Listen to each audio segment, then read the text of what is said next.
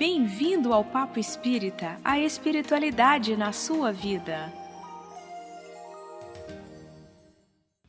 O poder das escolhas conscientes. Hoje é o tema do Papo Espírita. Aqui está comigo Miriam dos Anjos, uma convidada especial, que é palestrante e aqui trabalhadora da Comunhão Espírita, para conversar conosco sobre esse assunto. Andréia Nunes, muito bem-vinda. Tudo bem? Tudo bem, alegria imensa estar aqui com vocês. Parabéns por esse espaço lindo.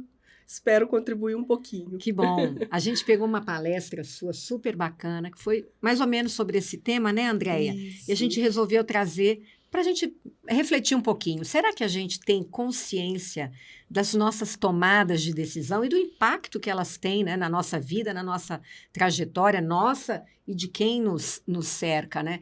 Como é que o Evangelho, segundo o Espiritismo, nos auxilia a tomar decisões mais conscientes? Ai, Ana, que pergunta linda. Pergunta linda, ampla Difícil, e difícil. É uma alegria poder responder essa pergunta sua.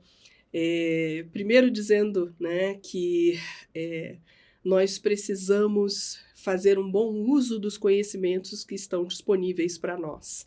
E aí você direcionou para o Evangelho, porque ele é uma fonte riquíssima, né, para nós, de orientação, de esclarecimento em bases científicas, filosóficas e que nos religam a Deus, religiosas, né, a base religiosa que o Evangelho de Jesus nos traz. E falar de escolhas conscientes significa reconhecer a nossa natureza espiritual, né, reconhecer a nossa dimensão primeira, que é a do espírito transitando pelo corpo físico, por essa capa física, né, por essa experiência existencial. E o Evangelho nos responde. Sim. O Evangelho nos diz, e aí nós identificamos, né, de forma a facilitar, né, esse contato com o ensinamento de Jesus, três boas notícias, né, três boas novas, né, três bem-aventuranças que nos orientam, né, que nos apoiam nesse caminho das decisões e das escolhas conscientes. A primeira boa notícia, ela está relacionada com a aflição.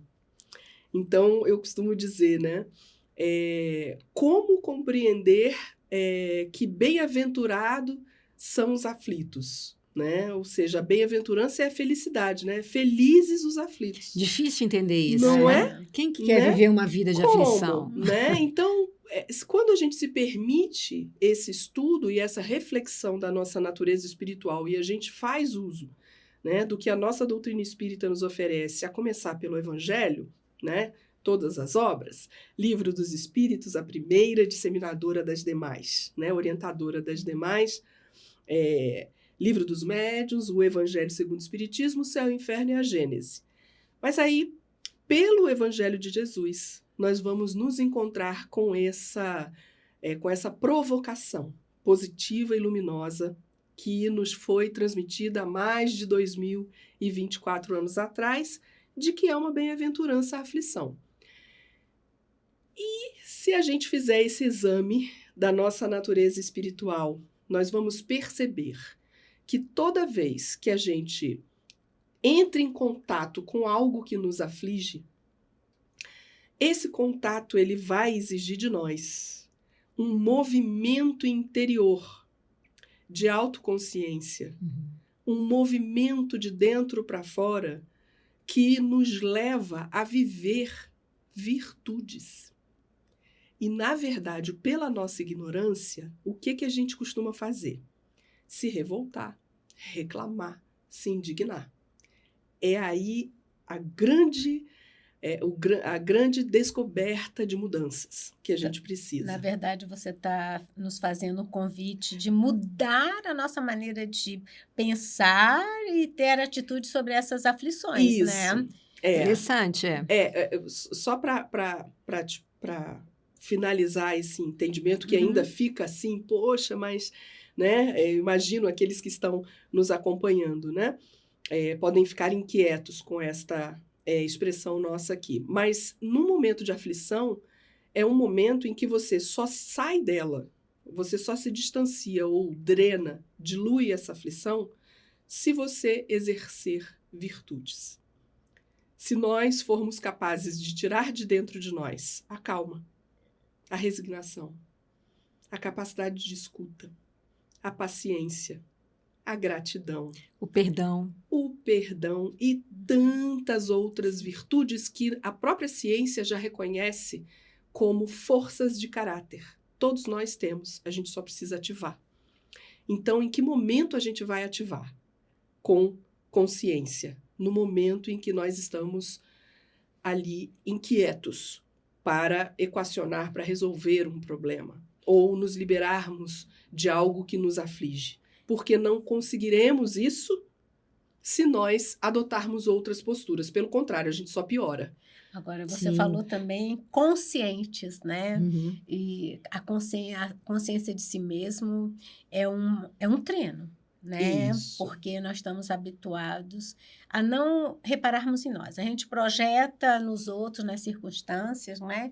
Aflições e felicidades também, não é? Que a gente Verdade. rotula como Expectativas. felicidade. É. Isso.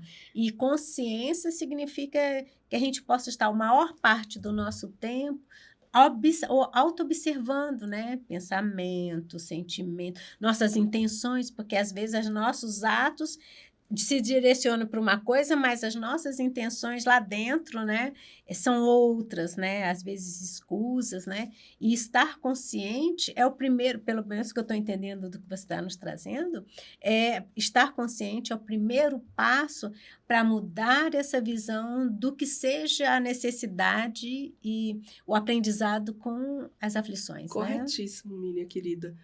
E aí não tem jeito, a gente precisa trazer para as nossas realidades de vida o autoconhecimento. Não, e é interessante, porque aflição todos temos, né? Não adianta. Todos, Até todos. no trânsito, né? Em congestão, a gente começa a ficar aflito, né? Por algum motivo. E assim, enquanto a gente não tiver esse discernimento, né? Isso. E esse passo para treinar, né? Treinar e o entendimento a respeito, nós seremos eternamente nessa reencarnação, quero dizer, Aham. aflitos, E rebeldes, perfeito. É isso aí. ignorantes da nossa própria condição e maldizendo a todos e as circunstâncias porque estamos em aflição, né? E construindo uma vida muito difícil, Sim, né, Andréia? Exatamente, Ana, querida. E eu te digo ainda, pela tua primeira provocação positiva linda, né? Essa pergunta maravilhosa sobre o Evangelho, né? Nos apoiando para tomada de decisões conscientes e aí sentirmos o poder disso. Falamos da aflição, né? De que bem-aventurados são os aflitos, porque é nesse momento em que nós vamos buscar dentro de nós o que temos de melhor. É para E não o cutucar, né? contrário. Cutuca, a gente está numa boa, aí vem a aflição, cutuca, acorda. Exatamente. Ó, usa aí, movimenta a sua paciência, a sua capacidade de perdoar, né? A empatia, né? Se coloca no lugar do outro e reflete, enfim. Na sequência, né, que o Evangelho nos oferece, nós vamos encontrar primeiro a aflição e logo em seguida nós vamos encontrar a mansidão. Bem-aventurados os que são mansos e pacíficos. O que ainda é sinônimo, muitas vezes, de ingenuidade, de você não tomar coragem de assumir posturas, como se, às vezes, uma atitude mais enérgica fosse a importante, né? Exatamente, Ana. Explica melhor essa parte da mansidão. Bora lá. Nós, enfim, costumamos, né, estudar, nos preparar para compartilhar conhecimentos, e isso em vários campos da vida, né, nas nossas atividades, enfim. E hoje a ciência, ela já posiciona, eu vou ser bem direta, né, a humildade como uma inteligência fundamental para qualquer pessoa, para qualquer indivíduo. E aí, isso tem a ver com o que você acabou de colocar, porque às vezes os jovens, as pessoas no mundo do trabalho, né, em diversos ambientes, até mesmo no ambiente familiar, que é o nosso primeiro, né, é a nossa primeira escola, né, de vivência da nossa transformação moral, todos nós amanhecemos assim, né? Com essa sensação de que a gente tem que fazer acontecer, falar alto, firme, forte para sermos ouvidos. Quando, na verdade, né, várias disciplinas dos mais diversos ramos científicos e toda a base que o Evangelho de Jesus nos traz, né, e que a própria doutrina espírita nos oferece em ciência, filosofia e religião, vai nos dizer o contrário. Vai nos dizer que compreenda primeiro o que é ser humilde. É isso que as pessoas Não é ser capacho, né, Andréia? Humildade, na verdade, eu gosto muito de usar essa expressão, ela vem do radical humus, que significa terra fértil. Então, aquele que é humilde é aquele que está fértil, que está apto a recepcionar novas sementes, novos posicionamentos, novas ideias, visões diferentes das suas, semelhantes, enfim. Então, não tem nada a ver com uma posição de subserviência surda, cega, não. É o contrário. Na verdade, a humildade, ela é a elevação. Humildade é grandeza. É a capacidade de você ver, ouvir e sentir além daquilo que você traz. Perceber o ambiente, perceber as pessoas naquele ambiente e, a partir disso, se posicionar. Né? Com respeito e escuta. Porque, às vezes, você pode até discordar. Você pode até não ter a mesma linha lógica que o outro apresentou. Mas se você se permite o acolhimento daquilo que é diferente, você está colecionando, você está absorvendo novas visões, novos saberes. E com isso você cresce. Então você vai ser mais capaz de elaborar, mais capaz de raciocinar e de tomar decisões cada vez mais conscientes, pautadas naquilo que nós já sabemos que nos eleva, que é a vivência das virtudes, que são emoções e sentimentos de valência, de valor positivo, e não o contrário. Né? Então, isso vai mostrando para a gente, né, caminhos. E o Evangelho nos fala da aflição, nos fala da mansidão, e aí a terceira parte, né, que combina, né, fica até sonoro, né, é aflição, mansidão e oração. Porque lá no capítulo 27, no Pedi e Obtereis, a gente vai encontrar a resposta. O que eu devo pedir para obter? E aí eu já antecipo aqui, né, porque eu acho que foi um ponto positivo também, né, dessa exposição que vocês gostaram, né, que a gente precisa saber o que pedir. E a gente deve pedir coragem, paciência e resignação.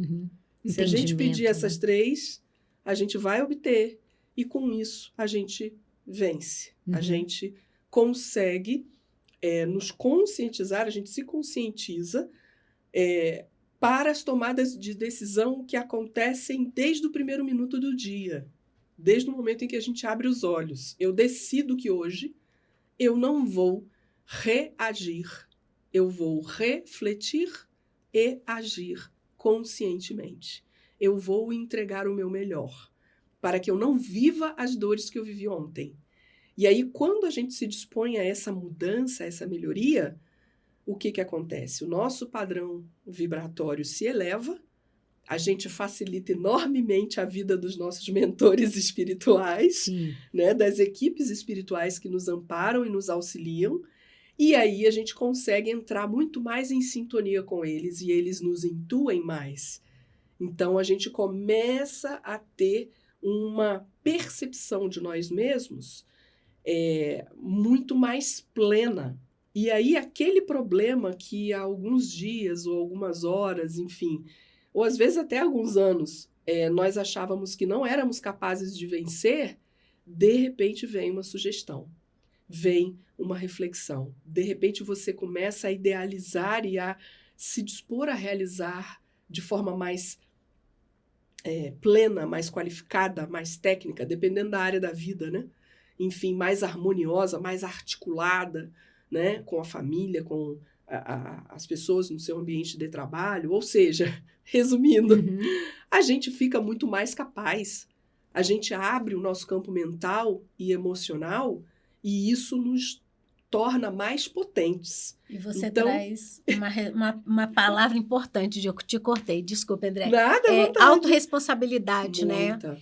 Porque enquanto a gente estiver atribuindo as circunstâncias, né, Aos ou outros. aos outros, Importantíssimo, Mili. né, o nosso bem-estar, nossa felicidade, nossa tudo, né, a gente vai estar, primeiro, à mercê do outro, que o outro não tem obrigação nenhuma, né? Porque ele Exato. também está cuidando dele, né? Então, tudo que você tem trazido, aflição, mansuetude e oração, tem a ver com autorresponsabilidade, né? Sem dúvida, minha Da- querida. Excelente Não expressão. é porque é importante, porque senão a gente continua atribuindo Imagina ao outro, né? colocar felicidade, colocar o nosso bem-estar na responsabilidade de outros. Nunca, isso é nosso. É Sim. precioso demais. A nossa paz é moeda arduamente conquistada, como nos disse Joana pela psicografia de Divaldo, lá naquela mensagem linda, né? Na serenidade sempre, né? A nossa paz, a tua paz é moeda arduamente conquistada, que nós não devemos jogar fora por qualquer motivo. E hoje as pessoas se distanciam desse poder, porque a gente estava falando do poder das escolhas conscientes, né? Então, nós não podemos nos entregar, né, às provocações que vão estar o tempo todo conosco, porque nós estamos ainda num plano terra, né, num plano provas e expiações, num planeta lindo que nos oferece uma beleza natural espetacular, né, e que a gente precisa cuidar, precisa se conscientizar também de que estamos integrados, né, que tem todos os recursos que tem, mas que ainda é um plano que está indo para a regeneração, por isso que a gente está tão necessitado, né, dessas transformações, dessas mudanças nossas. Mas não é problema, né? É solução nossa. E os fatos estão gritando, né?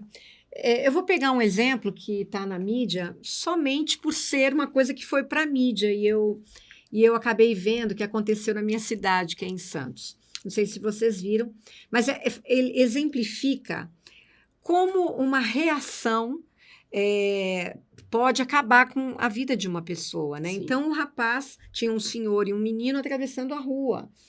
E um rapaz, que é um professor universitário, estava correndo com seu carro, freou em cima do idoso, era um idoso com um menino, um senhor de 77 anos e um menino de 11. Freou, e o senhor passou com o menino. Porém, ele não satisfeito, ele parou o carro e ele deu um chute no peito desse idoso, e o idoso morreu. E ele foi preso, e aí as pessoas, os populares que estavam ali, né, chamaram a polícia. E aí eu fico pensando, né, quem de nós que não tem uma reação intempestiva, nesse caso foi para a mídia, virou quase um homicídio ali, né, não sei como é que isso é tratado, mas causando um grande impacto para muitas pessoas. Mas é como a gente, às vezes, reage sem ter noção do que está acontecendo dentro de nós. Isso. Com palavras, dentro da nossa casa, dentro do ambiente de trabalho. E isso é inconsciente. Isso. A gente não tem nenhuma noção de onde isso vem e isso causa problemas. Isso. Como é que a gente pode lidar melhor com tudo isso, né? Porque as pessoas vão se enxergar numa situação dessas, né? É muito importante o teu exemplo, Ana, porque ele nos traz muito a realidade, né, do dia a dia, do que as pessoas estão vendo e ouvindo o tempo todo, né, nas manchetes, enfim, e até presenciando. O que eu costumo compartilhar, né, não só aqui, mas, enfim, nos locais, né, em casa, enfim, por onde a gente passa, é que ninguém nasceu para viver violência, ninguém reencarnou, né, para tirar a vida de ninguém. Então, é muito importante que a gente, e aí parece estranho, mas eu vou fazer essa colocação também provocativa, é que possamos fazer um bom uso desses fatos. E fazer um bom uso de um fato que nos agride, que nos traz, né, uma sensação de descontentamento correta, porque a gente precisa enxergar, a mídia precisa mostrar para que a gente resolva. Para que a sociedade coloque isso, olha, isso aí a gente não quer mais. Eu trouxe esse exemplo porque você Excelente. disse que nós estamos nesse movimento e isso está crescendo diante dos nossos olhos, nós não queremos mais que isso aconteça. E dói, né? E traz sofrimento. E nós não queremos isso. Então, que possamos fazer um bom uso dessas circunstâncias para examinar a nossa natureza, que é espiritual, que é mental, que é emocional. Ou seja, nós temos hoje, né, e me veio aqui a OMS, né, a própria OMS, ela já reconhece todos os sistemas humanos que determinam as condições de qualidade de vida. Né? Então, o sistema espiritual é um deles, né? E que não tem nada a ver com religião. Né?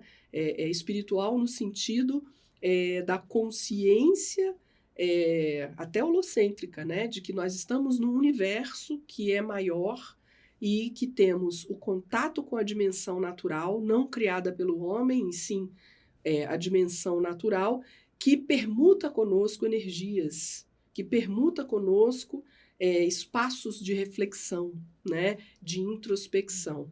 Então, eu diria que, de novo, a busca do autoconhecer-se, né, do autoconhecimento é essencial.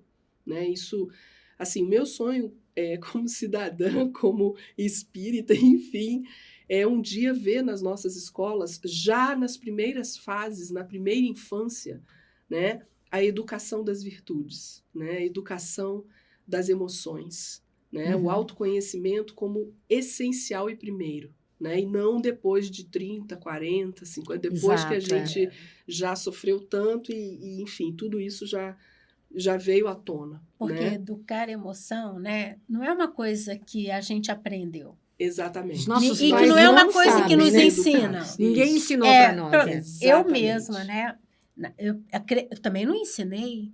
Né? A gente vai repetindo padrões. Exato. Vamos repetindo padrão e a gente não reflete mais. Então, e aí tem muito espaço, né? Então, educar emoção é uma necessidade que a gente tem enquanto sociedade, mas também parte de um desejo interno de cada um, né? Porque se eu posso entender que a raiva, num ambiente igual, que a raiva e a agressividade e violência, como sinônimos, ela pode ser expressa, porque eu vivi aquilo no meu ambiente, é assim, então a raiva eu posso expressar. Em outro ambiente, a raiva é um pecado. Eu não posso demonstrar. Como eu não posso demonstrar uma emoção que é inata a mim, todos nós temos essa emoção da raiva, que tem um papel importante, que não quer dizer que é agressividade, que não quer dizer que seja violência. Esse rapaz, ele associou, né, a agressividade dele, que com certeza devia ser alguém agressivo, né, talvez reprimindo essa sua agressão e teve uma oportunidade, com violência, né? Às vezes a gente precisa ser agressivo até conosco mesmo, não na violência, agressivo na promoção de vai lá, tenta de novo, caiu, mas levanta. A gente precisa também disso, que é o né? ressignificar, né? Exato. Porque aí você transforma uma agressividade, né, potencializada pela raiva em assertividade. Né? Você canaliza essa energia para uma iniciativa construtiva. Né? E não se punir por ter sentido raiva, por ter sentido tristeza, por ter experimentado esse momento, mas ter a consciência de que ele tem um papel, que é nos despertar, para que a gente tenha uma capacidade de discernir, de escolher. Né? Eu vou me manter com espaços mentais e completo, né? É a soma, né? O soma, é biopsicofísico. Nós vamos manter o nosso ser envolto em emoções de valência negativa, né? E que podem nos intoxicar e que podem desdobrar substâncias, né? Provocar em nós adoecimentos orgânicos, inclusive, ou eu vou drenar isso, eu vou buscar a causa, né? E que pode ser encontrada em ações nossas, em ambientes de vivência nesta existência ou em outras, né? Ou eu vou buscar o entendimento do porquê eu reajo sempre assim? Por que eu tenho sempre esse tipo de comportamento? E aí, se vocês me permitirem, eu vou dar a dica das ferramentas do equilíbrio, né? É a primeira delas, e que todos nós usamos e conhecemos, mas ela precisa ser muito bem utilizada e valorizada por nós, que é a oração, né? Então, pela oração, e é o Evangelho que nos ensina, né? É o Livro dos Espíritos, enfim, pela oração nós podemos agradecer, pedir e louvar a criação natural, a inteligência suprema. Então, a oração, ela é um dispositivo de segurança. Ela não é algo que a gente deve fazer só quando a gente está na comunhão, na igreja, na sinagoga, enfim, qualquer que seja. Ou com né? algum problema, a prática né? religiosa ou quando a gente... Perfeito. Quando a gente está só com um problema. Quer pedir, né? A oração, ela é um dispositivo de segurança. A gente precisa utilizar, Sim. né? Em silêncio e de forma sincera, né? Aquela conversa rápida com a equipe espiritual, com Deus, né? Enfim, eu diria, é a primeira ferramenta do equilíbrio. A segunda, muito importante, é a prática do Evangelho no lar, né? No mesmo dia, no mesmo horário, uma vez por semana, por 15, 20 minutos, o tempo possível, né? Com o copinho de água em seguida, né? Que ela se fluidifica pela presença das equipes espirituais, né? Então, prática do Evangelho sempre, no mesmo dia, no mesmo horário, uma vez por semana. Por que a gente enfatiza? Porque tem logística. Sim. Espiritualidade vai se programar para estar lá, né? Terceira ferramenta do equilíbrio que todos nós necessitamos, usamos e conhecemos aqui na nossa casa, e até no meio virtual, é a fluidoterapia, o passe, né? Precisamos nos harmonizar os nossos centros de força, né? Fazer a asepsia, né, das energias que a gente acaba absorvendo e aquelas que a gente produz por conta desse desafio de mundo existencial, né? E temos também a importância dos estudos doutrinários, né? Dos estudos sobre a nossa natureza, a nossa origem, a nossa destinação como espíritos imortais que somos. Então, é fundamental. E, por fim, a prática da atividade voluntária. Eu acho que se a gente começar, né, não precisa, vamos fazer tudo, não. Né? Tem que se respeitar, tem que respeitar a família, tem que, né, observar até onde a gente pode ir. Mas comecem, né, a dar esses passos, a usar essas ferramentas do equilíbrio. E a minha provocação é sempre no sentido de não precisam acreditar no que nós estamos dizendo. Testem. Né? Mas a gente pode dizer que a gente já vem testando, né, Miriam? E o negócio vem aos pouquinhos, vai melhorando. Eu falo que a gente vai se humanizando um pouco, né? Vai sentindo mais as coisas. Porque quando a gente começa a ter governo, a ter ação sobre as nossas escolhas, né?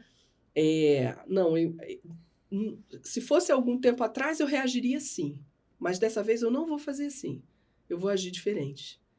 Né? A gente começa a ter uma capacidade realizadora incrível. Testem. Andréia, você acaba de nos passar um roteiro espírita, né? Para que a gente possa ter mais base, né, para essas nossas escolhas, que elas sejam cada vez mais conscientes, né? Mas para aquele que não professa o espiritismo, não é espírita, tem alguma outra religião ou não tem nenhuma, né? Como é que... Porque Deus, enquanto Pai universal, né, ele não vai deixar de olhar, né? A espiritualidade não vai deixar de acudir porque não expressa a mesma religião, né? Como é que fica? Quem não é espírita nesse roteiro? Quem está filosofando sobre a vida aqui como nós. Perfeita pergunta. E a resposta, ela é profunda e muito simples ao mesmo tempo. Seja bom. A bondade, ela é uma atitude saneadora. Ela é uma atitude libertadora. Não importa o que aconteceu ontem. Não importa se você foi violento, se você falhou numa percepção, se você se equivocou, errou. Olhe o hoje e se mova em direção ao bem. Porque é isso que importa. Porque nós não né? estamos falando de prática apenas comportamental. Faz isso, faz Não. aquilo. Tem que ter uma entrega, Isso. né? E o ser bom é essa entrega que você está nos dizendo. Exatamente. E aí, Miriam, querida, para nós vivermos a bondade, a gente não precisa nem se movimentar às vezes. Porque as pessoas, então eu vou ter que ser bom, vou ter que fazer o bem, vou ter que atravessar a idosa no trânsito, eu vou ter que... O que eu tenho que fazer? Não. Se você utilizar a sua força mental para desejar o bem daqueles que te cercam, para que todos possam despertar, acertar, você vai estar irradiando o seu magnetismo com uma intenção sincera, né? É a chamada vontade bem direcionada, né? Que Joana de Ângeles tanto nos alerta e nos orienta. Mas independente de religião, independente até da aceitação, né? Da nossa dimensão espiritual ou divina, usar a nossa capacidade de fazer o bem liberta, cura e nos engrandece. E aí, como nós estamos num ambiente, né, que nos permite o uso da razão, né, porque aqui nós estamos dentro de uma doutrina que nos permite a dúvida, a questão, o nosso convite sempre não precisam acreditar no que nós estamos dizendo. Testem. Usem a racionalidade. Observem-se, avaliem e se conscientizem dos resultados, né? Mas quando nós nos permitirmos o exercício da bondade para aqueles que estão conosco no mesmo lar, né? No mesmo teto, para aqueles que estão na nossa vizinhança, no metrô, no ônibus, no carro, no ambiente profissional, é como se nós estivéssemos destravando, né? Uma percepção limitada nossa, né? A gente se fortalece e a gente ganha uma capacidade realizadora muito maior. Então, independente da crença, né? Exato. O bem, ele faz bem. Agora, as pessoas, digamos, que estão aqui nos ouvindo e estão refletindo sobre, muitas vezes, como viveram uma vida sem escolhas conscientes. Ou reagindo, ou culpando o ambiente, o exterior, não olhando para si, dizendo, não, mas eu ajo assim também, porque afinal de contas, ele ou ela, eu aprendi assim, eu fui ensinado assim. E a pessoa quer agora tomar posse, né, das suas próprias decisões, dos seus caminhos, e aí ela olha para si, para trás, né, e se arrepende de uma porção de coisas. Quem não? Não, Porque eu não acredito naquelas pessoas que dizem, eu não me arrependo de nada. Eu me arrependo de muita coisa. Agora, eu também sei que muita coisa não tinha a consciência que eu tinha. Perfeito. Quando eu penso assim, aí eu... Ok, aquilo não foi a melhor solução que eu dei, mas eu não sabia, só que era a minha consciência da época. O que a gente fala para essas pessoas que começam? Porque é interessante, a gente, quando começa o despertar, né, para esses questionamentos, a gente vai para o passado imediatamente e, puxa, esse caminho eu podia ter feito de outra forma. Como é que a gente não se enreda, né, nesse arrependimento que pode nos paralisar na vida, né, Andréia? Ana, obrigada pela pergunta. E o que a gente tem a dizer a vocês e a todos que estão nos acompanhando abracem as decisões erradas. Conversem com elas, não desperdicem, não fujam, usem o arrependimento, façam um exame detido, mental, silencioso, como queiram, tá? Ou conversando com quem estava envolvido, enfim, examine o erro. Pega o erro, o momento da falha, da decisão equivocada, sacode ela assim, ó, tira tudo que ela tem. Por que não doeu? Quem era eu ali, nesse sentido? Doeu, incomodou, então vai ter que servir muito. Ela é muito cara para nós, tá? E ela não pode ser simplesmente, meu Deus, errei, nossa, não, tenho vergonha disso que eu fiz. Não, pegue aquela circunstância, aquela situação e examine. Lembre-se de você naquele momento. Como você estava? Com que pensamentos? Com que ideias? Qual foi a ideia disparadora dessa ação? Ao invés de se culpar, ao invés de se deter numa vibração que acaba perdurando e sendo nociva, inverta essa posição. Faça um bom uso das decisões erradas, das decisões inconscientes, para que elas não voltem. Vão se tornar conscientes agora, Elas vão né? se tornar conscientes e vêm para o nível da consciência e do comando, que é nosso.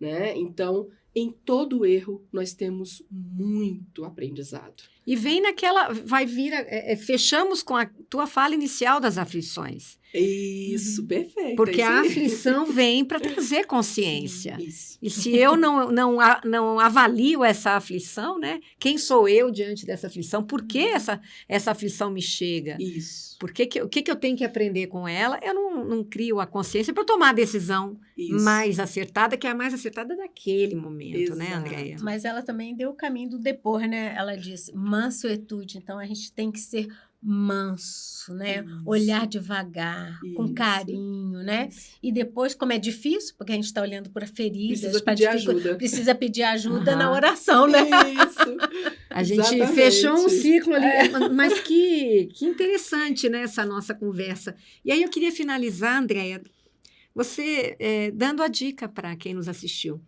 Como que a gente sabe se as nossas decisões estão sendo conscientes? Fazendo sempre uma pergunta, né? Fazendo sempre uma reflexão, que é um padrão, né? Exatamente uma régua para fazer essa medida, né? O que eu estou pensando, o que eu estou desejando, o que eu estou fazendo, eu gostaria que fosse pensado, desejado e feito em relação a mim? Se a resposta for não, cuidado. Pause-se, reflita, escolha outro caminho. Ou seja, não fazer ao outro aquilo que nós não gostaríamos que nos fosse feito. Fazer um bom uso das experiências que nos trouxeram aflições, dores, erros, né? Saber-se que nós somos as melhores pessoas, né? Para encontrar as soluções que buscamos e não outros, né? Portanto, precisamos nos reconhecer como falhos, imperfeitos, aprendizes, mas também competentes, capazes e potentes para mudar a nossa trajetória sempre para melhor. Eu diria que essa reflexão ela é fundamental. Como é que eu sei se o que eu estou querendo fazer, eu decidi, é o melhor, né? É só fazer a pergunta que Jesus nos ensinou há mais de 2024 anos atrás, né? O que nós estamos pretendendo? Nós gostaríamos que fosse pretendido em relação a nós, que é a viver a máxima da lei de amor, né? Não fazer ao outro aquilo que nós não gostaríamos que nos fosse feito. Exato. E isso é um exercício, né? Bacana demais, hein, Miriam? Quer muito. completar alguma coisa? De jeito nenhum. Não? A Andréia foi assim, Andréia, fez uma síntese perfeita. Andréia, muito inteligente a sua abordagem, super coerente. A gente, né? Eu senti fazendo Fez um ciclo. um ciclo de entendimento. Super obrigada aqui pela sua Eu presença. acho que vocês são muito generosas. Não, foi muito bacana, foi muito acertada Muito a sua generosas. vinda aqui, gostamos demais, muito obrigada. E para vocês que nos assistiram, se vocês gostaram, tem essa palestra da Andréia Nunes na TV Comunhão, e a gente te convida a se inscrever nos 2 canais que a TV Comunhão tem. Muito A gente bom. tem Comunhão Espírita de Brasília e TV Comunhão. A gente Lindo. tem esses 2 canais e nos 2 a gente tem playlist do Papo Espírita. No Comunhão Espírita de Brasília, com mais de 300 mil seguidores, a gente tem os 300 primeiros programas do Papo Espírita. No TV Comunhão, a gente Sim. tem do 300 até agora, que eu não sei em qual que a gente está. Já me perdi a conta. Quase uns 330 programas, não Que nos delícia, lembramos. que Olha só como a maravilhoso. gente está aqui há muito tempo, semanalmente, quintas-feiras, 18h45, a gente te espera. Muito obrigada pela presença de vocês e até a próxima. Uhul. Foi muito bom. Muito bom, cumprimos o Foi, tempo muito- ah lá, perfeitamente. perfeito.